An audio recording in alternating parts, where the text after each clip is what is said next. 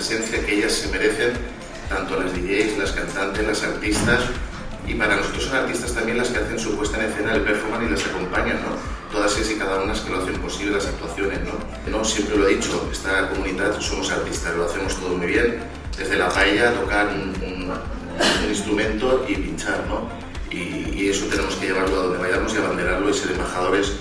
Pues servirá sobre todo para celebrar, para encontrarnos, reunirnos, pasárnoslo bien, pero también para que el resto de organizadores de festivales pues tengan un elenco amplio donde echar mano cuando quieran montar algún cartel. Un festival que es una referencia en España, es la referencia de España. Por lo tanto, muchísimas gracias por tanto y tan buen trabajo, ¿no? Es una demostración que la sociedad avanza para cada vez más hacia un logro de la igualdad y que nadie tiene, ni nadie lo va a evitar ya, ¿no? Nos dais visibilidad a muchos artistas de Valencia, entonces que mejor en un gran festival como es las Artes y las Ciencias.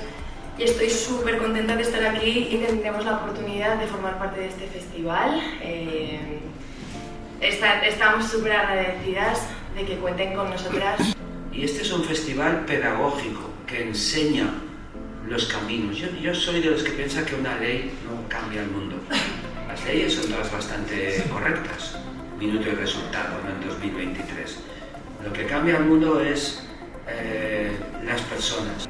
Y construimos un relato, y construimos una industria, y una economía, y construimos más cosas, más grandilocuentes. Pero todo nace en los cambios, pequeños cambios morales que la música toca teclas invisibles que nos hacen ser mejores personas.